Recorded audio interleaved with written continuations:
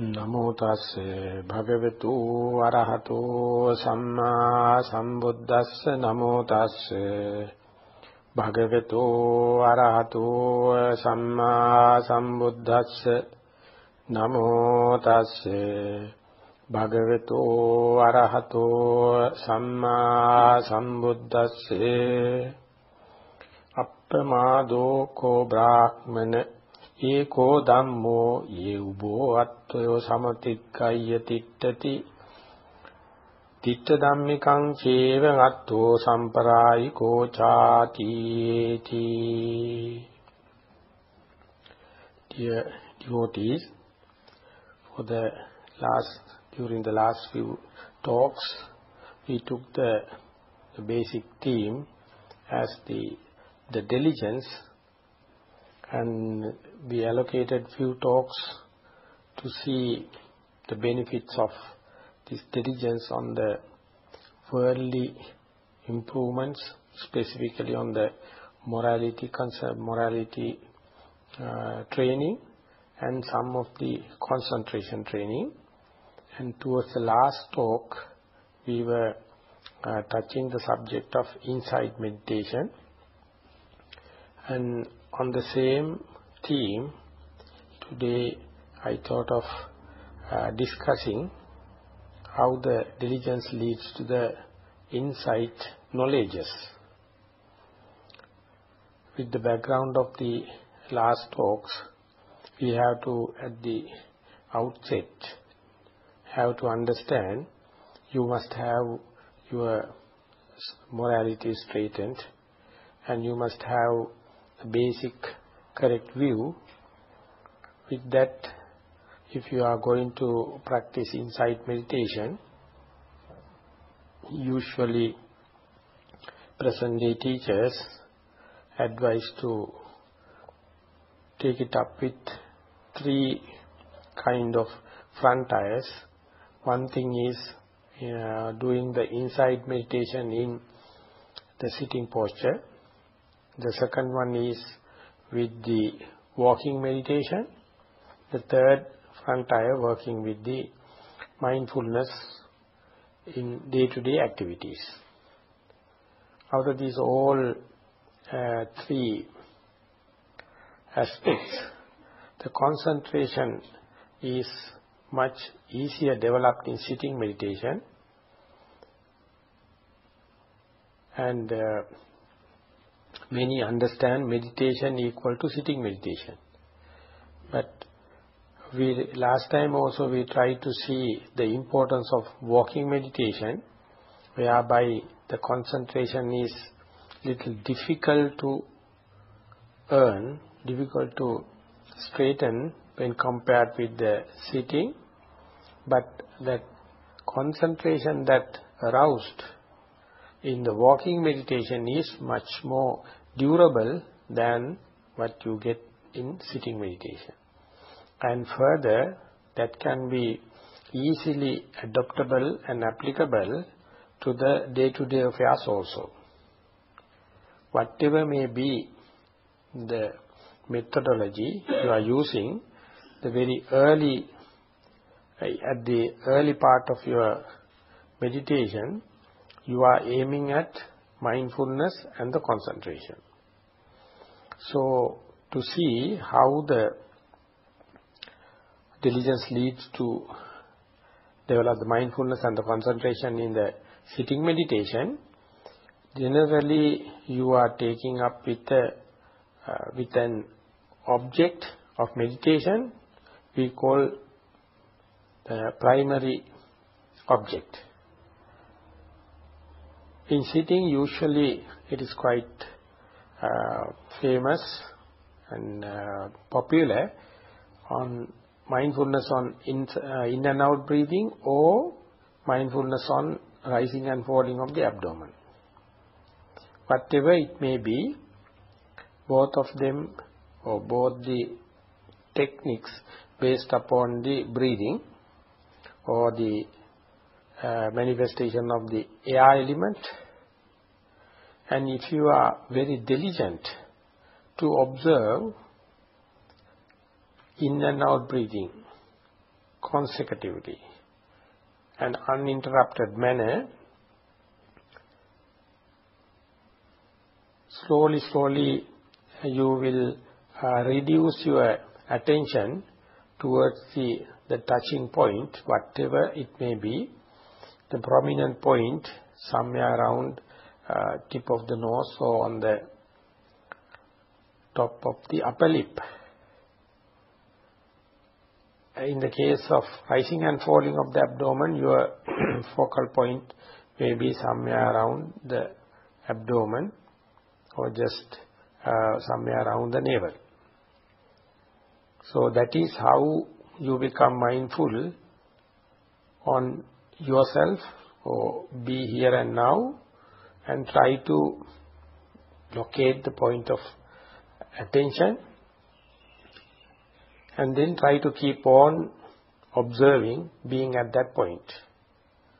So if we, for example, if you are going to take the establishment of mindfulness on the in and out breathing, if the diligence or the mindfulness is uninterrupted, you will be less distracted from the thoughts or the bodily pains or the outside sounds, and you will be more and more time with in and out breathing. During the last few talks, we tried to analyze it further and agreed to advance, whereby instead of just observing breathing, we try to discriminate, or we try to experience in-breath versus out-breath, and try to experience it as detailed as possible. With that attention, when you are keep on doing, and the point of attention also established, and then to straighten or to make the object and the noting mind to be face to face, you can still further go on labeling or go on noting, so that there won't be any chance for thinking to happen or wandering minds to invade or daydreaming or fantasizing to happen, or the mind to wander off along your other bodily parts, or to get distracted from the outside sounds. So knowing the difference between in and out breathing, keeping the mind almost or as much as possible in the same touching point, and labeling, that means quite an alignment. More and more you go on, you may gather as much as information of what does it mean by the in-breath and what does it mean by the out-breath. How do you experience the in-breath and how do you experience the out-breath as contrast as possible. When this is happening, if you are diligent, if you are very closely observing, you will see specifically in the insight meditation, you will see the two different experiences, whereby sometimes it can be depicted or expressed in terms of examples like swinging forward and backward like, or opening and closing of the door, or cross saw is used to cut a long straight tree. So you can see inward movement and outward movement, or a pendulum swing forward and backward. So likewise, if your mind is in the presence of the object, you are bound to see one or the other characteristics of this in-breath and out-breath. So it appears like something happening in the three-dimensional space, and you are observing from the one point. And with an example, usually that the cross-saw example is very popular in the Patisambhida Magga, path of discrimination, and go in and go out. More you observe, undisturbed by the distractions, you can discriminate very easily the inward movement and the outward movement. And if the meditation is progressing and the meditation is undisturbed,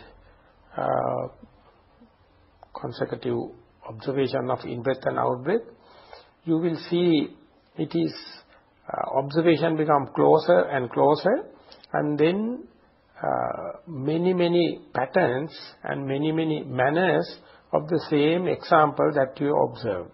For example, the inward movement of the cross-saw, you may see from the beginning through the middle to the end.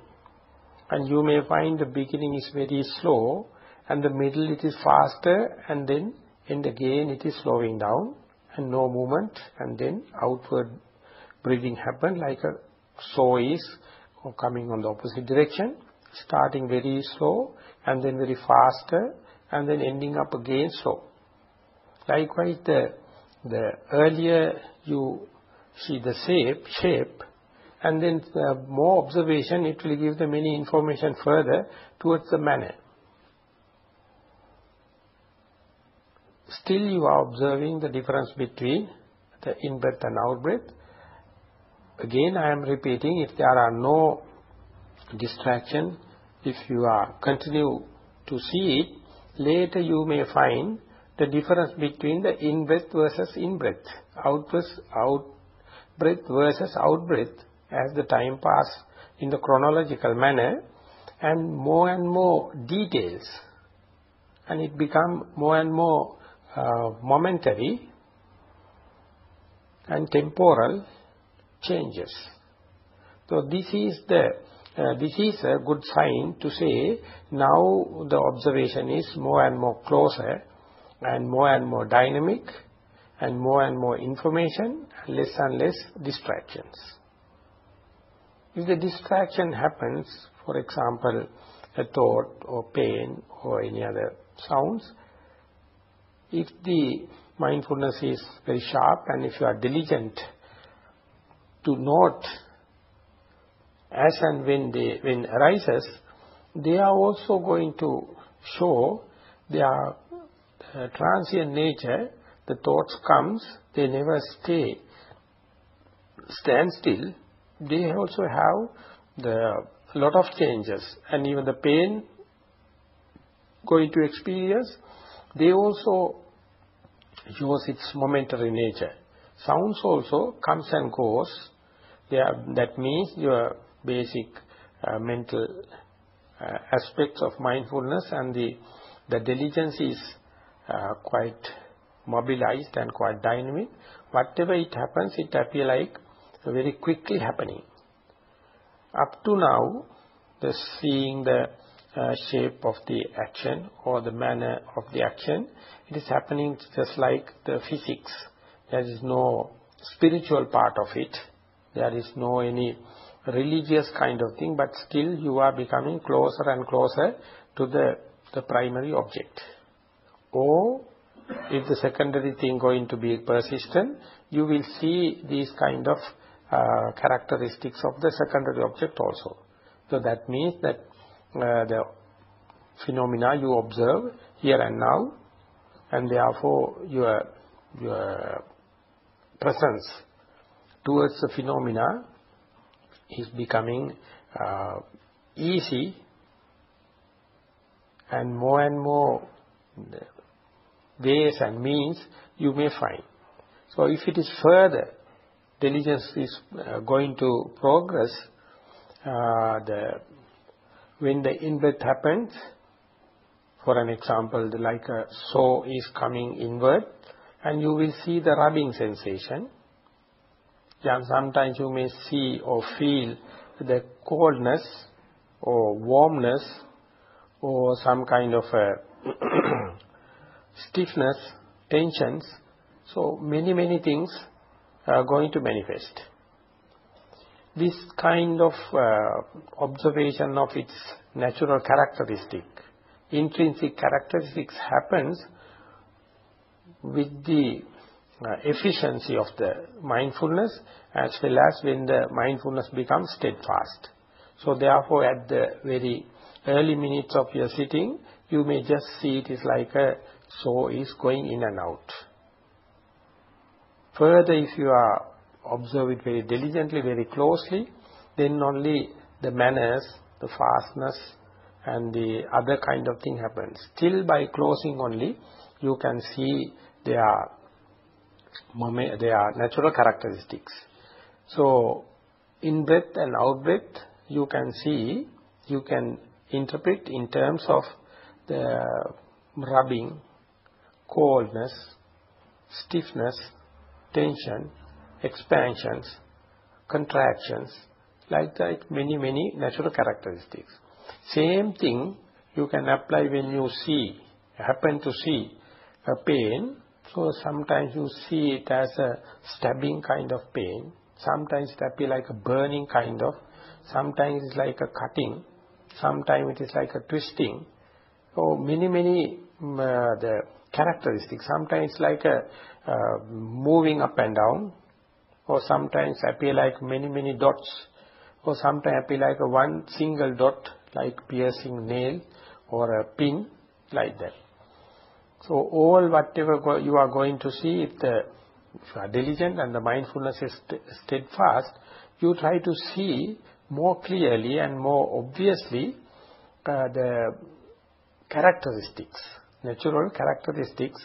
And last time also we took enough time to understand, whenever such a pain happens, you must observe it as choicelessly as possible, without trying to have a reaction towards that.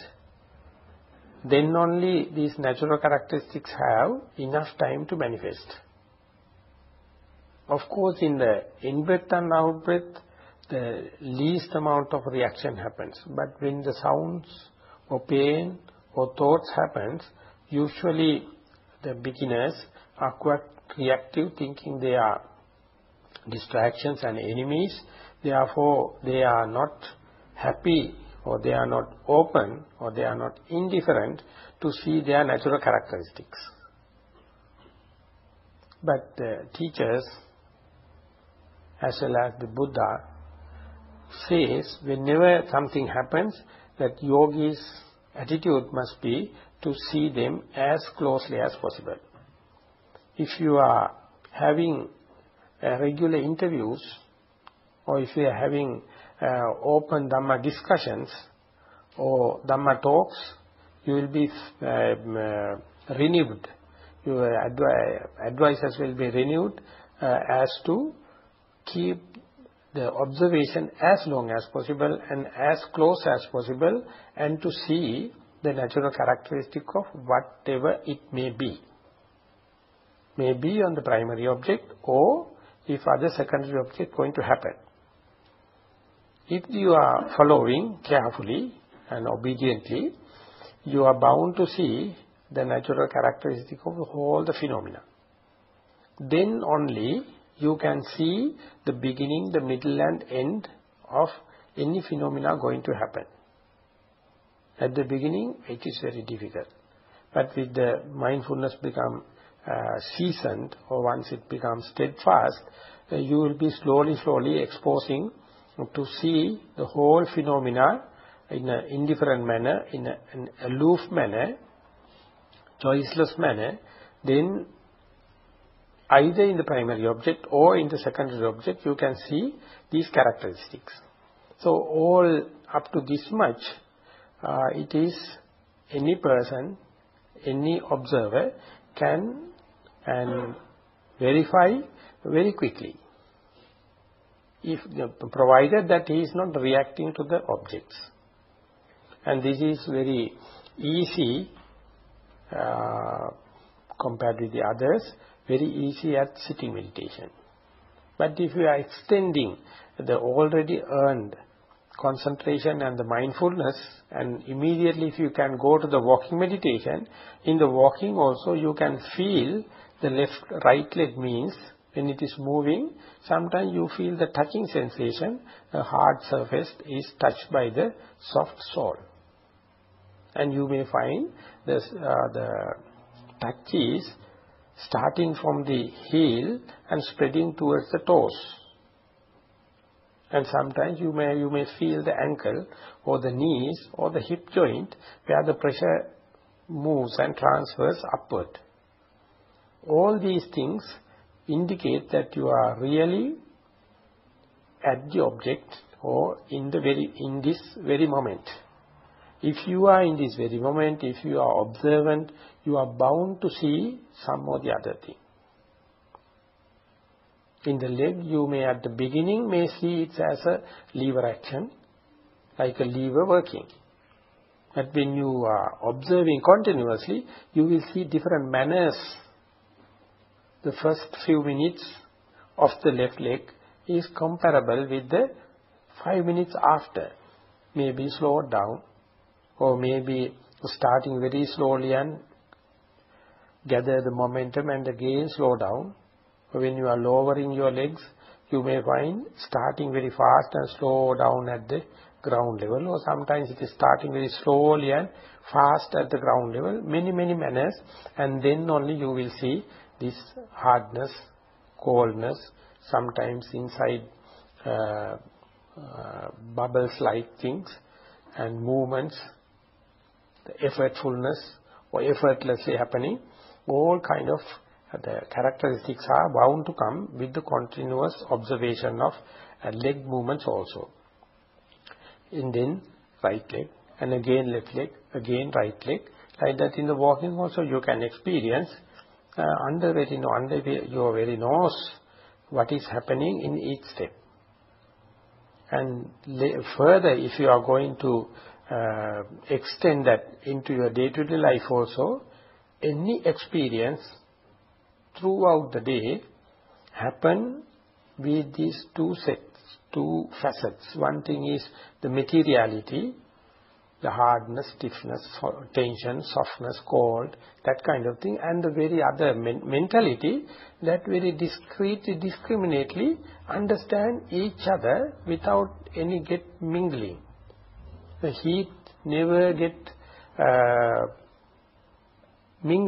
mixed with the coldness. The coldness appears and then it passes away, gives way to the heat, or sometimes the stiffness, or sometimes to the hardness. Many things are happening. Something like a TV screen without a program, you can see many dots are appearing. But two dots are not colliding each other. Each dot has its own appearing, its continuity and then disappearance. Happening very fast, but 1001 happening in an inaccessible manner. Continuity.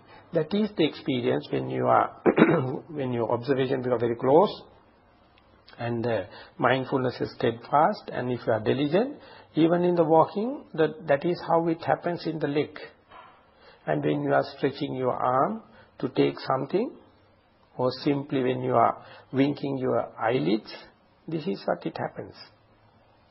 If you are very carefully, diligently observe, irrespective of your posture, everything manifests in these two facets, the mentality and the materiality. They have their own performance, unless otherwise you get mingled with, you get interference with. If you can have a aloof or distance look, you see it's a flux.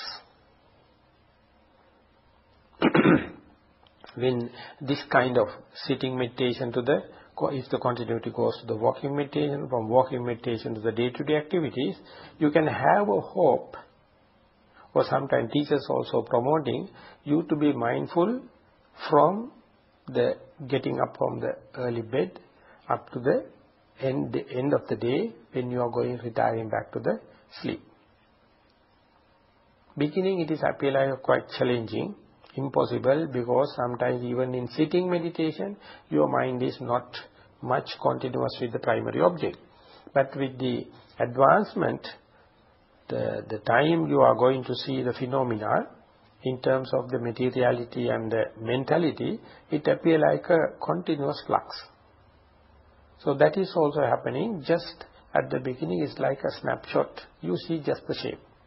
But if you are peeping and closely observing, it appears like a video reel, and you can see movements and the manners and all the kind of thing. And still you have to go further, then only you can see how the air element, the expansion and the contraction happen. How the water element have the fluidity, cohesive character, working each step of walking meditation and stretching your arm and all the kind of thing. Sometimes you find the fire element, the heat and cold exchange each other. Sometimes you find the earth element, the heaviness versus the lightness, and the softness versus the hardness, and the roughness versus the smoothness. So other than these four elements, it's nothing you can observe and nothing to imagine. If you can see as and when these materiality manifest, if you are patient enough to observe, it is like a flux throughout happening. Whenever this happens, the mentality or the noting mind or the mindfulness can observe them. Whatever the complexity it happens, you are going to observe through the prominency. Whatever the conspicuous, you are going to observe, but in incessant manner, continuous manner.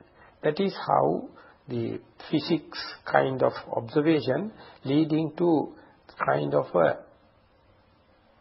subjective experience. At the beginning it appears like the object, but later when you go peeping inside and very close observation, continuous observation, it appears like very subjective. In a sense, the distance between the object of observation and the observing mind become reduced. Observing mind appear like coming closer and closer to the phenomena. When the mind, the mentality, and the physical part, the materiality, come together, almost you are no more there. Only the phenomena happens.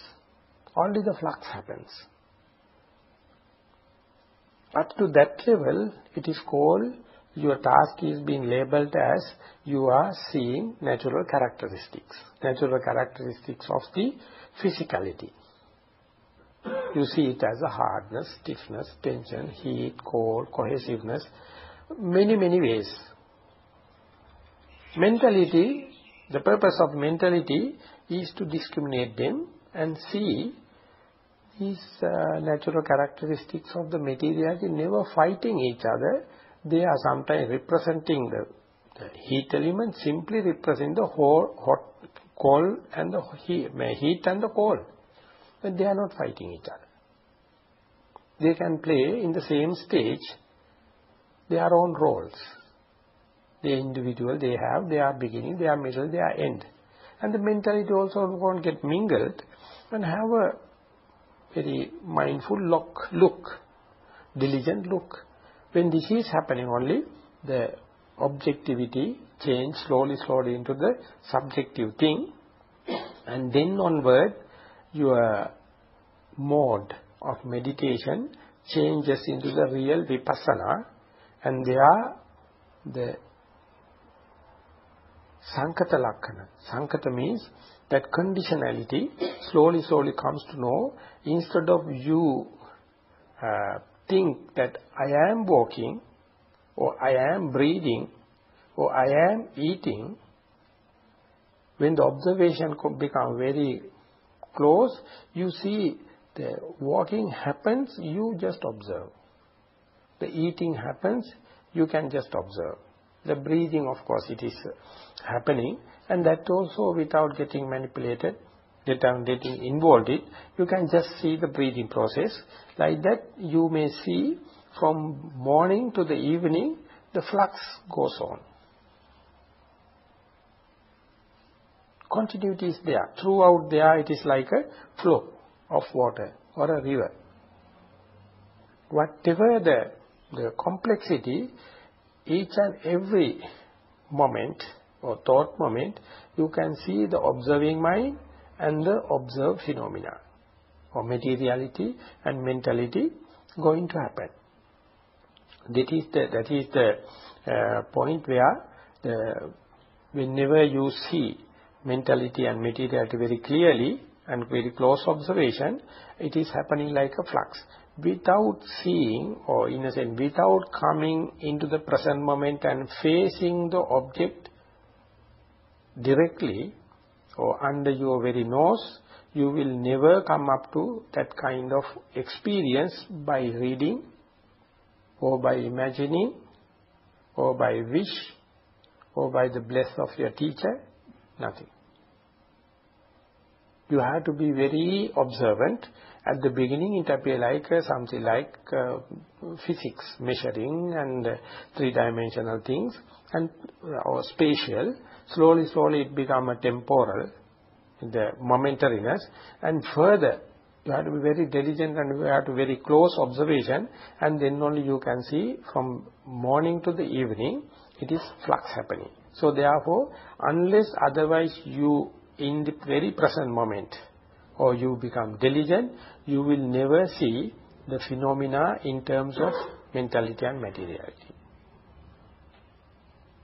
Once that come into the peak of their momentum, then only you can see the materiality have its own flux or the changing nature, and the mentality also have.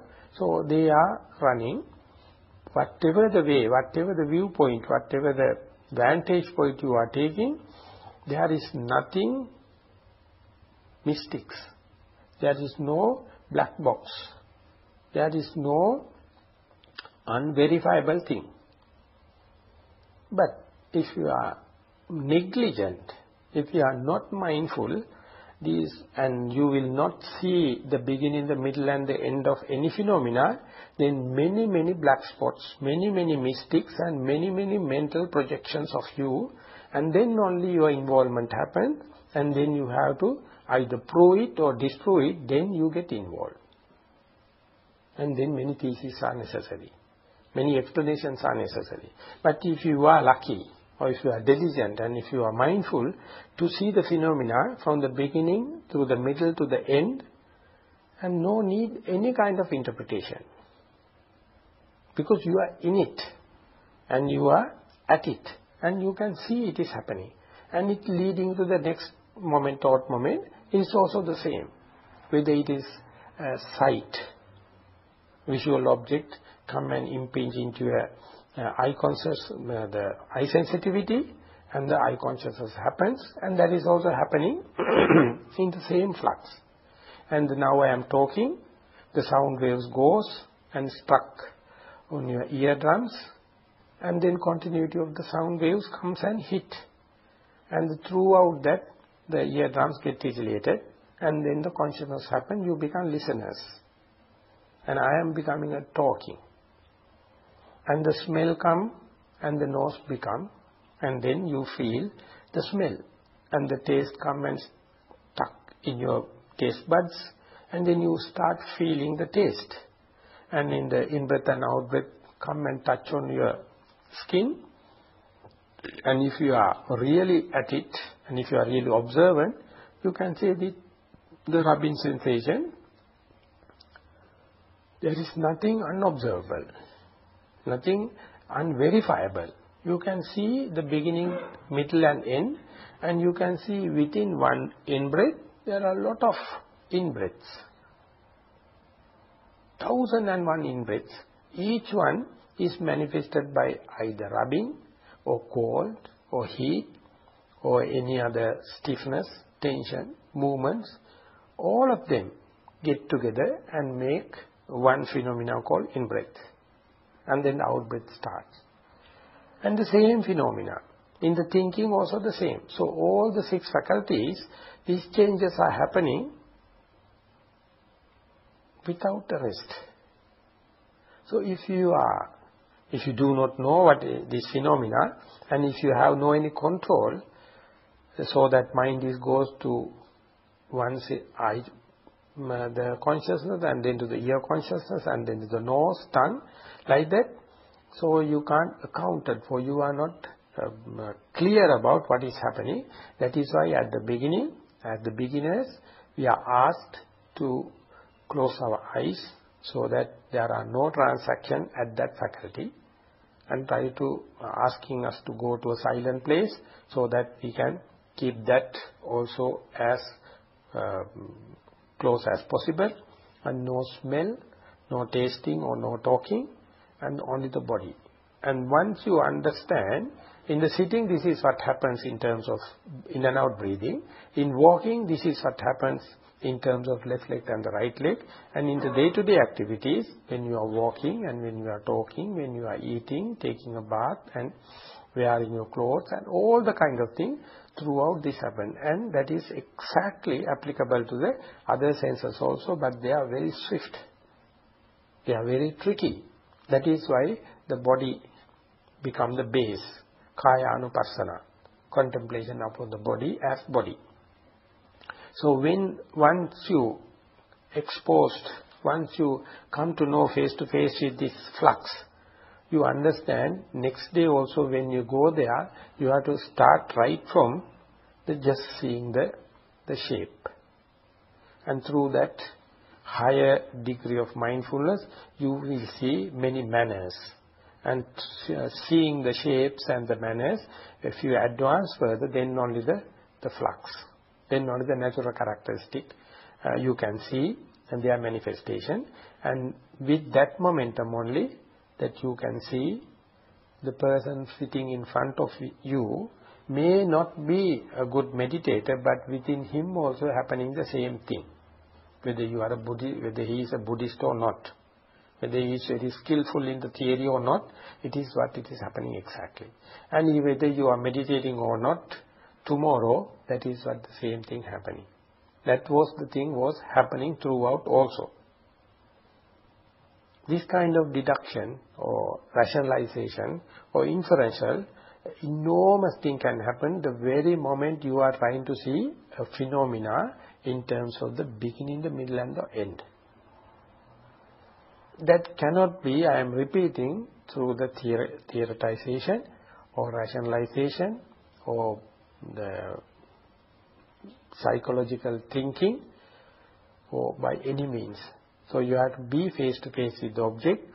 Whenever you try to see the phenomena, continuity as a flux, then only you become qualified to advance further and to go into the inside knowledges. So therefore natural characteristics are leading to this conditionality and then the prepared nature. And once that is seen, the flux, you will get disgusted. Wherever you are going to focus your attention and the mindfulness become very clear and it appears like a flux. There is no resting even for a split second. Even we are resting, the phenomena is as such. So therefore when the flux seen and then you see that it is like a tormentation or like a continuous process, and then you get disgusted and you will see it is tiring, it is boring and it is the monotonous. This very often happens when you are doing in insight meditation, and once the mind focus upon the breathing itself and there is no thinking and there is no wandering minds and there is no sounds, and you find yes, breathing happens, so then what is the use of it? You can see it, but the mind will very hardly appreciate it. And therefore, that is why the Buddha says, if it is such a flux, and if it is such a torturing thing, who is going to recognize it as myself? Who is going to say, I am governing the situation?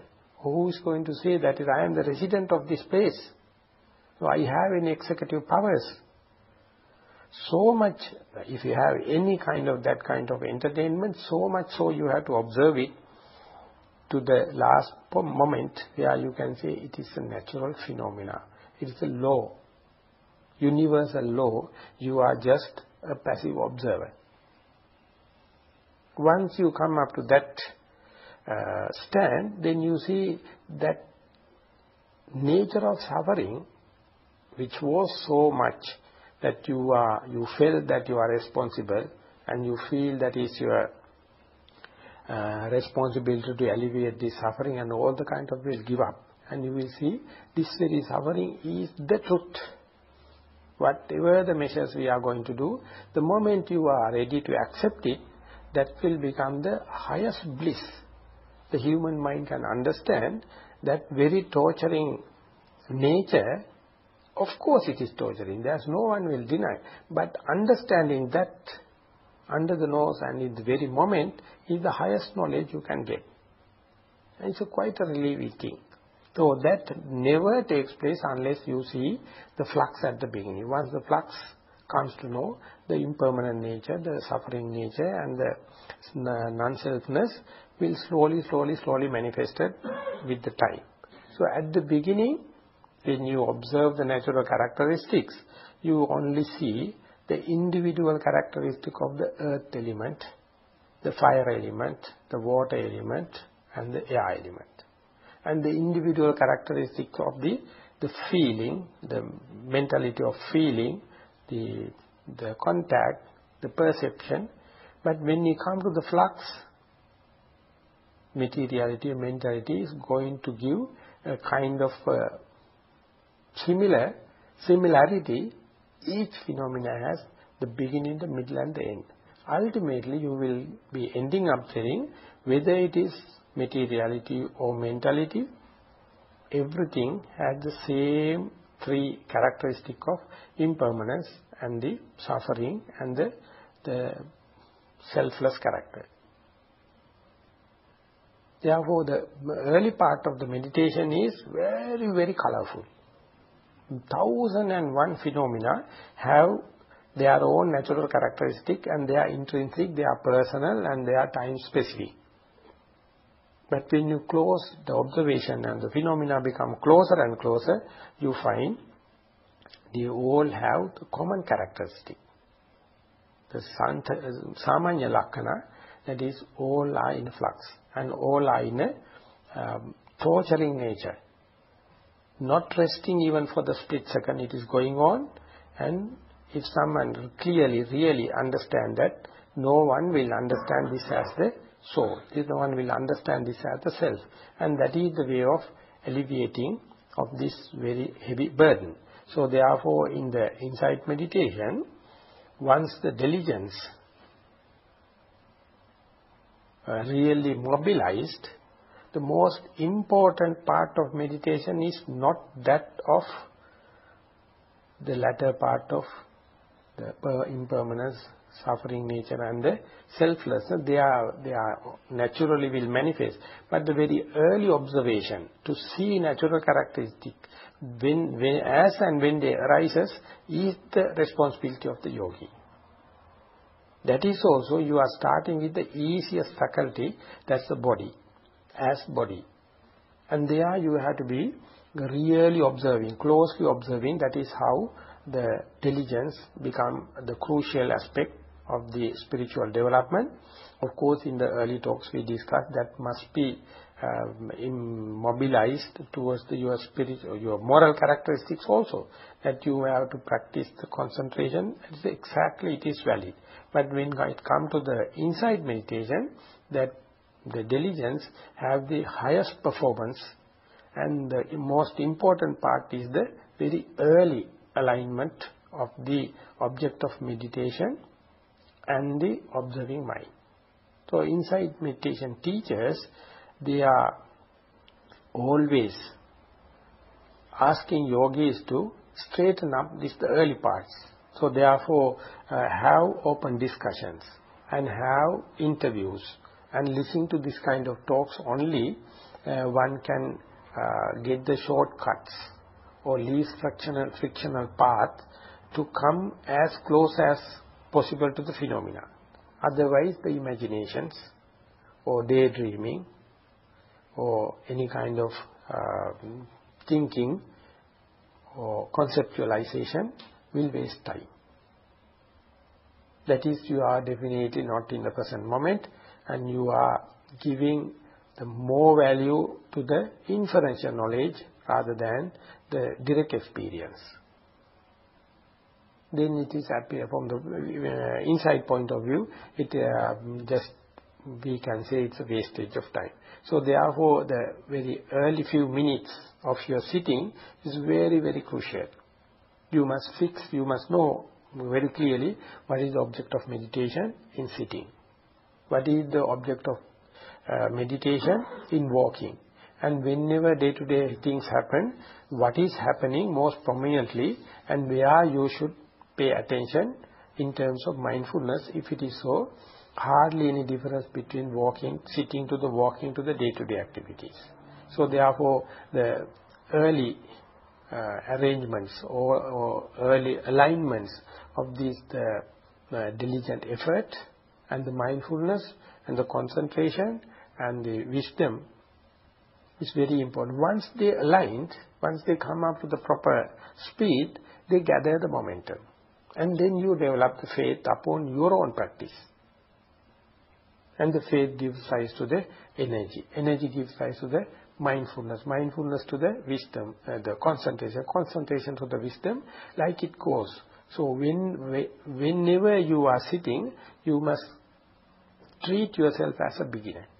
You must never assume the last meditation's gains in concentration or wisdom. Daily you are starting like a beginner.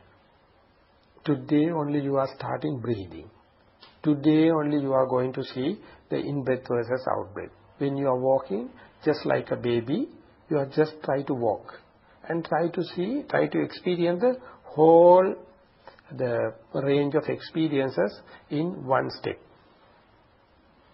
And with whatever the thing you are doing, you have to be very diligently following. Of course, many things are happening, but you are just following the most prominent aspect, most prominent manifestation.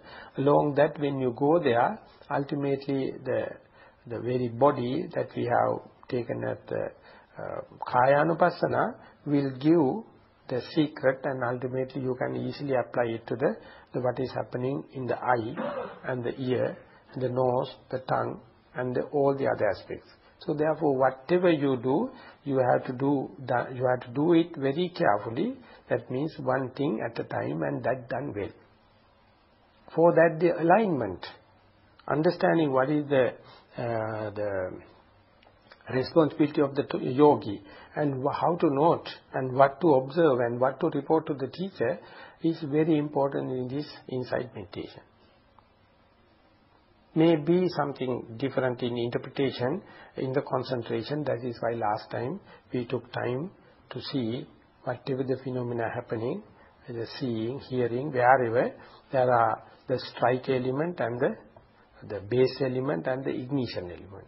On the vipassana, we see whole phenomena as such with the priority to the ignition element. But in the concentration, we just see the strike element. So therefore, it won't lead to this kind of exposure to the impermanent suffering and the selfless nature. Only the inside meditation, though it is earning the concentration, that concentration is so momentary. Therefore, in day-to-day activities, many different things you are doing, but the continuity of concentration may be maintained. Or the mindfulness also may be maintained. Unless otherwise this secret, we have no chance to liberate from this samsaric journey. That is why the Buddha, while he was practicing as an ascetic, he went to all the highest level of concentrations. And the teachers were very happy. But even then, his quest, the noble quest, never appeased. Then he thought, this is not what I am searching. I am searching the total eradication of the defilements. For that, I have to understand the phenomena. But in the concentration, it never gives. It is just you are getting absorbed into some of the striker element part, and that is not leading to the impermanence and the suffering and the selfless nature. So then he himself put forth his energy and went on striving, and that is the place where the diligence, or in the terms mindfulness, came into being. Be in the present moment. Be here and now. And at the beginning, yes, we will start with sitting meditation with the closure of the other faculties. But when you go to the walking meditation and to the day-to-day activities, all the faculties are working. But even then, a rule of thumb is, pay your attention to the most conspicuous phenomena. Pay your attention to the most prominent phenomena. There, your attention must be as established, as closely as possible. So therefore, Sathipattana, the famous and popular term, is called the establishment of mindfulness, the firm establishment of the mindfulness. So once you develop and got the idea, the clarified your responsibilities and your duties, with the sitting meditation, slowly you have to apply into the day-to-day activities through walking meditation. So this is how the diligence leading to the insight knowledges, and in this moment, in this very life, and whenever mind can discern the materiality and mentality, you will see there is no separate being or soul except this mentality and materiality. But to get the contentment along this knowledge, you have to pay attention for each and every phenomena, including the seeing, hearing, smelling, tasting, touching, everything. Each time you will come to know there is nothing the mindfulness cannot penetrate. There is nothing the diligence cannot solve it, dissolve it. So it will be like a game. You will keep on doing. When it is going further, you will see each and every materiality and mentality manifest not without a cause. They have verifiable causes. The causes are there. These causes are also made out of mentality and materiality. So you will see the cause and the mentality and its cause, materiality and its cause. Then you will see there is no creator as such. You, by understanding the very phenomena, you can verify it. Not there is the individual soul or there is no supreme soul. Everything can be observed. But this very seeing only one facet will not lead into the full satisfaction. You have to, once it's seen, definitely you will develop your confidence, definitely you will increase your mental power, and then you will see when the satisfaction comes, when the contentment comes, without a remainder, there is nothing unverifiable. That is how you get access to the Vipassana meditation. So therefore, at the beginning of, or at the foundation level of Vipassana meditation, on the gross level, you will understand these things. But same thing has to be repeated 1,001 times, million times. Each phenomena, when it's happening, so you will disprove one by one, and ultimately the mind will stop its tricks. But main thing is to get the mind itself to the correct track, or in the sense organizing the early mental aspects like the diligent effort, the mindfulness and the proper concentration and the wisdom. So therefore, early part is the important. So many have already got this kind of experiences, and then aligning them or straightening them. And therefore, the discussion and open sharing is very important. Otherwise, individually we may be thinking and hypothesizing the hypothetical way, and the theoretical way it is not leading. But the discussions is different, happening in a different dimension, each one talking with their own experience. If it is so, that straightening of the faculties can happen. So therefore, in the inside meditation, there should have a good vibes. There should have a forerunners. There should have a good role models. Under that light only, others can follow. But each one has to be very straightforward in reporting and short to the point in explaining the experience. And then it finds it's a nice game. It's nice, quite an adventure, and more than the concentration meditation, more than any subject in the world. So that we can say is the prime task of the human being. For that only we have to be generous. For that only we have to be morally sound. For that only you have to be concentrated. And all these things are basics upon which all these things are also a result of diligence, but the diligence work at the insight level is completely different in dimension. Unbelievable. You can't dream. Even then once it comes to the action, it takes its own course. Then you feel you have to take care, you are caretaker of this case. And to have the caretaker, you must know the least frictional part. If you are going to think, you are adding the friction. If you are going to manipulate, you are adding the friction. So therefore, just like a loving kind mother looking after the child's growth, the meditation is just the caretaker. The process is going on. So at the beginning, of course, you have to adjust them. Once it comes to the momentum, just like a generator, once the particular momentum comes, revolution per minute, the particular amount of voltage will develop. Then only you can use it for the domestic use. So daily you have to start to the particular momentum. For that you have to take your responsibility.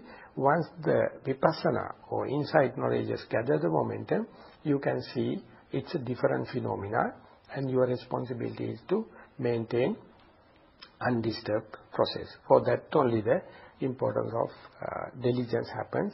So that much I thought of discussing today, and I hope you all have certain amount of experience and enthusiasm. With the help of this light, may your diligence will be more mobilized, and maybe you achieve whatever you wish in this very life.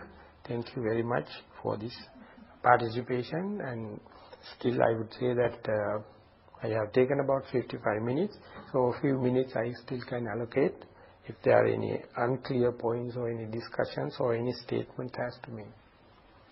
Okay. You said to observe once you initially start with the breath, and then we start observing certain other feelings that become prominent. Like for instance, one gets feels numbness in the lips and the cheeks and the tongue and so forth. Then you continue watching that, and if you have a pain, for instance, it is more powerful, we probably go to that. And then you said after a while there is this mentality and materiality. Discernment. No, that the early part of your question is how to deal with the secondary object. But the thumb box rule of thumb is keep your attention as long as possible with the primary object. When the concentration develops, of course, the sensitivity of the skin increases. So therefore you feel hands are crawling and the water is flowing. Many things can happen. You can feel numbness here and there, and sometimes the earlobe, sometimes fingertips can happen. But you will see they are quite bearable. Unless otherwise, you change your focus. You can focus upon the primary object. The bearability also a gift or an endowment in the meditation. So therefore, knowing that you focus upon the in-breath and out-breath. When the in-breath and out-breath, when you are relating to your teacher, you may say, I can see going up and down of a saw. So that's the very side to say that you are just in front of the object and the noting mind face to face. But when you are going to keep on observing, you can see the manner of the saw. It is slowing down or gathering faster or starting slow and going faster and coming down. Many features on top of just the shape of the saw. So that is a one layer ahead. That means the mindfulness is still becoming more familiar, becoming more continuous. And even then, not to be satisfied, you have to be very closely observe further. When it is happening, you see that process is, earlier it was 2 actions. But later find, within one action, 1001 actions are happening. And on the return backs also 1001 action. But in between, earlier there was a phase of silence, but within that also you see so much of things are happening, which appear like a complete cycle. So when it is happening, this very experience manifests through either touch or heat or cold or stiffness or tension. When you are going to verbalize it, you find it is the materiality. Otherwise, how can you tell others that I have observed the in-breath phase versus out-breath phase? You have to use terminology in such a way, you experience it through the hardness, stiffness, tension, heat, cold, something like that. So that very part, recognized by the mentality, very discreetly, when the heat happens, it is separate from the coldness. The stiffness happens different from the hardness. So likewise, the mentality also accordingly with the same complexity, it's observing the phenomena happening. That is how you're going to see each phenomena has the material part and the mental part. This happens with the continuity of the object of meditation with a long time.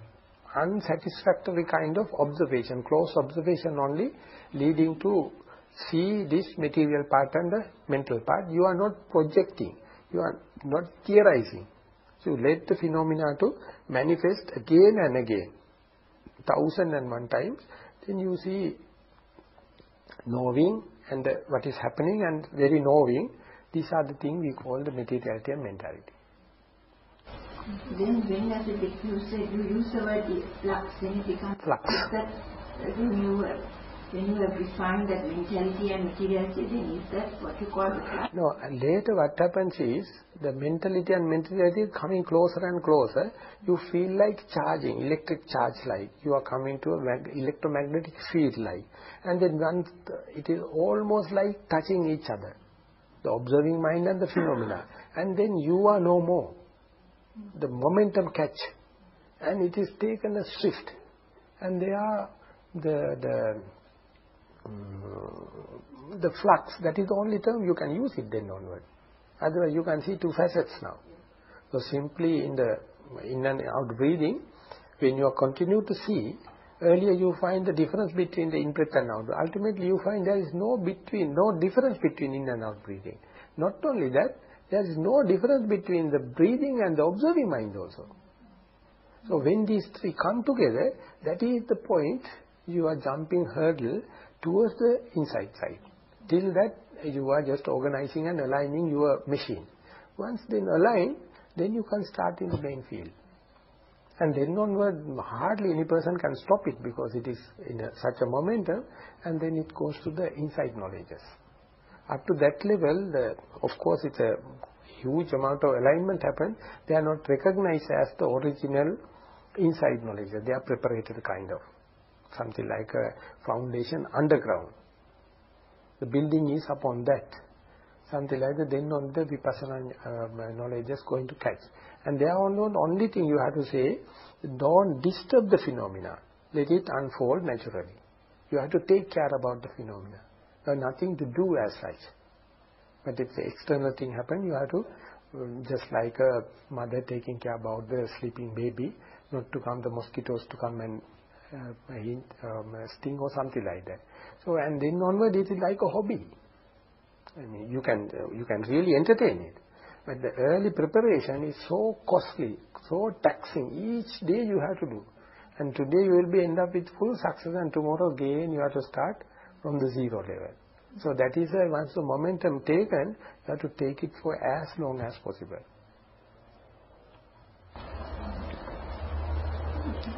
Okay. Would it be fair to say that early in the process that you're talking about, perhaps a beginner or a little bit along, the phenomena become very interesting? Yeah.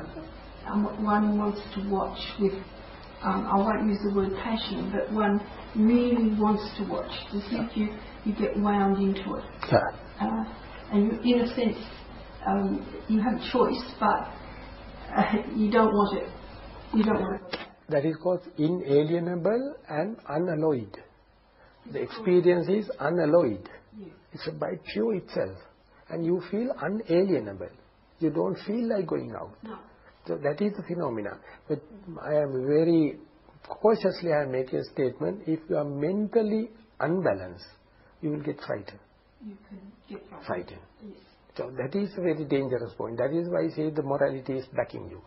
If you have the pure life, and if you are very happy about your moral background, then this is an experience, this is a challenge, this is you will get attracted.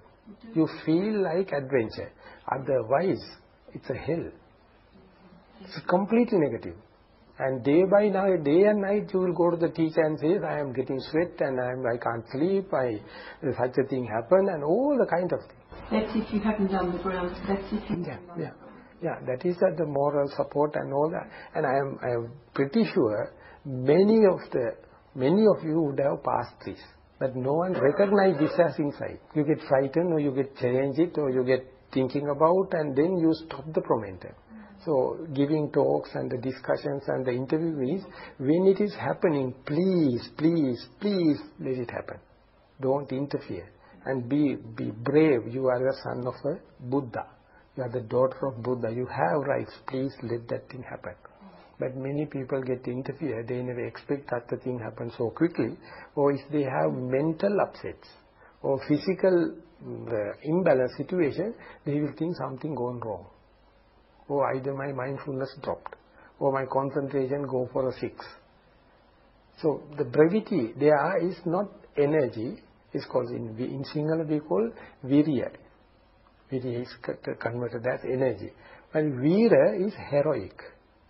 Here the energy is changing into the heroic power. So you must be ready to sacrifice your whole life and this thing and to get that. So I mean that is personality. Only sharing we can do in the verbal, but I am dead sure many has gone up to that, but withdrawing back, thinking something wrong. Same thing, that this is not what is called by the proper mindfulness. This is not what does it mean by the concentration. How the concentration can happen in such a flux? Because their concentration is in another frame. They think it is like a sleeping baby-like phenomena. No, in the inside it is the firework. Simply firework. Sorry, I don't quite follow when you say you get fearful when you reach a certain stage. You get frightened. You get frightened of what? No, she was not telling about the frightening. She says it is unalienable and it is a flux happening. So when everything going to be a flux, so simply you can see when the television is working and the program stops and then the dot starts. I don't know whether it is happening in all the televisions. When you say flux, it's just a passing of different thoughts. Not the thought. Thoughts also may be part and parcel, but you can see just like a fireflies, or something like a mirage, or something like the water falling onto a water, the raining happening into the water surface. So many things are happening. That is my question, because I would consider that to be imaginations rather than real physical phenomena. No, that is right. That if imagination can happen, unless otherwise early parts are fully thorough with mindfulness. If the mindfulness is steadfast, you have no doubt, no entertainment of doubts, because your path is clear. And it happened with your very effort. It is happening with your whole exertion. Therefore, you have no chance to. That's correct. So if you are really as you say, diligently mindful, then there's a lesser risk of dropping to perceptions and hallucination, as what we hear, the word that we heard for the last few days. But once you get into hallucination, you start to imagine certain things which is not real physical phenomena. Yeah. That is different from... Yeah, that is different. This is coming through the direct experience, under the nose experience. But I am telling you, even if it is happening, if you are morally not sound, then you will attribute it to something like something wrong interpretation can happen.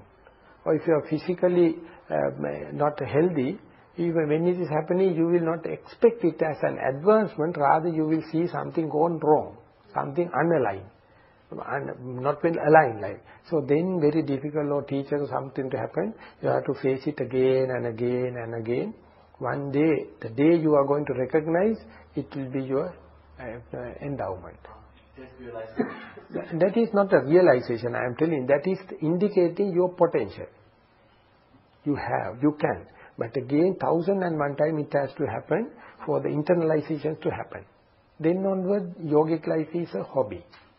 Up to that point, he has no confidence. He has no mental stamina developed.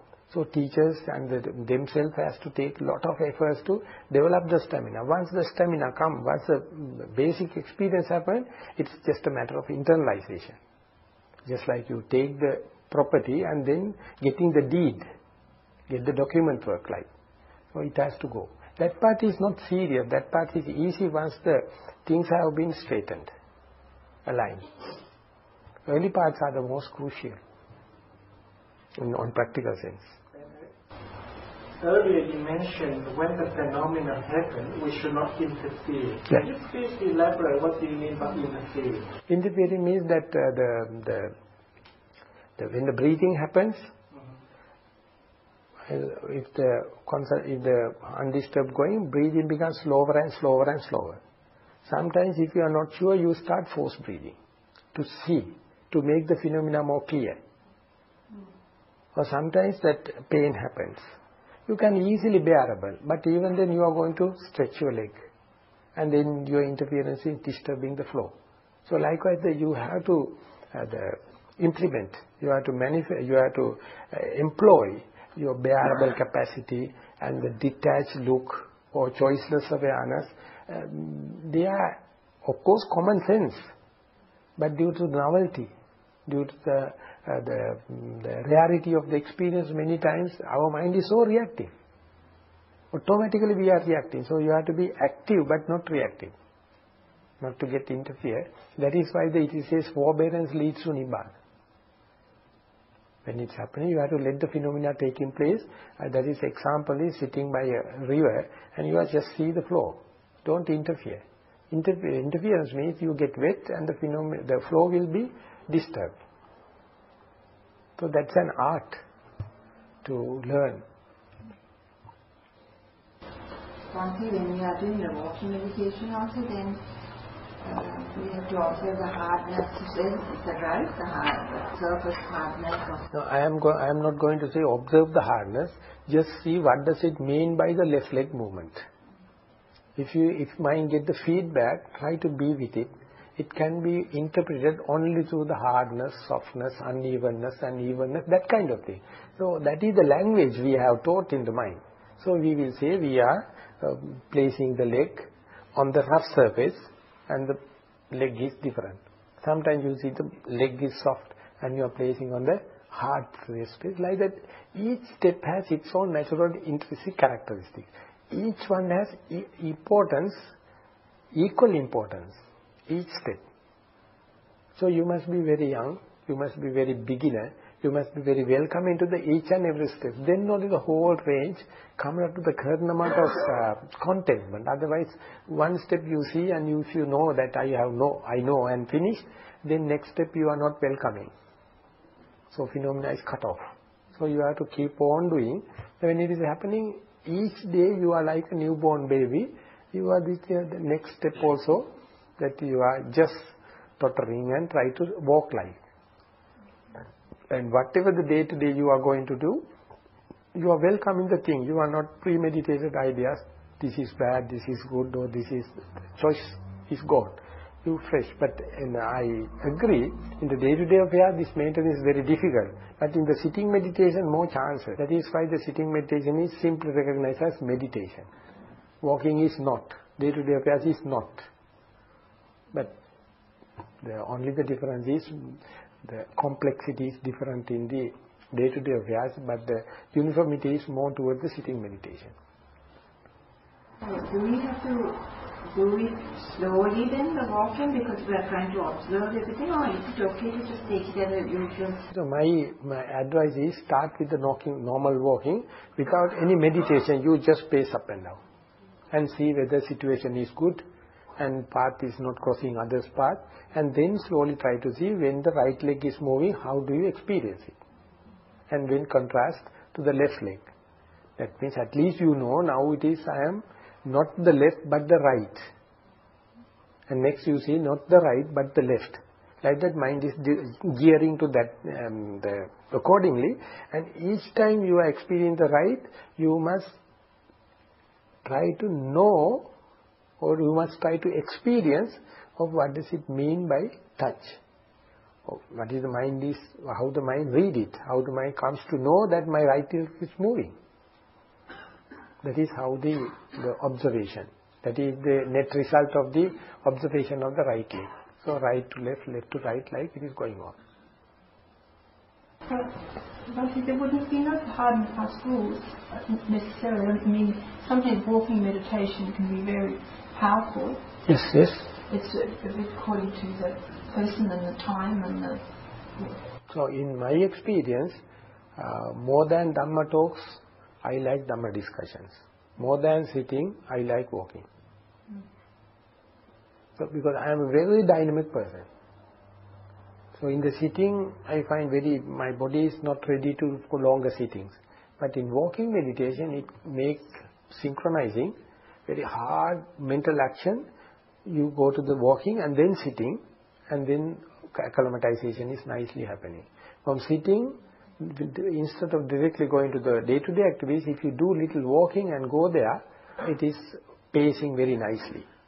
So otherwise I used to say, if you are going to take sitting after sitting or something like that, or just sitting and directly going to the day-to-day activities, and again then coming to the sitting meditation is like 2 slices of white bread. So if you put in between a piece of cheese, when you are eating, you feel tasty. So you have to put sandwich it with walking meditation, day-to-day activities and the sitting. Otherwise, it is just white bread. Very difficult to eat. In my life, I found very difficult in the early, specifically the retreats. I can't cope up with, unless otherwise 50% of walking meditation. And when I go in details of the theory, I want heavy stress upon the walking meditation, because it maintains the health, the digestion, and the energy charging and slow releasing. Everything is happening in the walking meditation. And you see, all the religions have the meditation tactics, but never about talking about walking meditation. Only in Buddhism. So that means it is for long journey, it is a must. There is a way you acclimatize, you make the balancing. So today we prepared 2 walking paths in Kishboro for the tomorrow's retreat.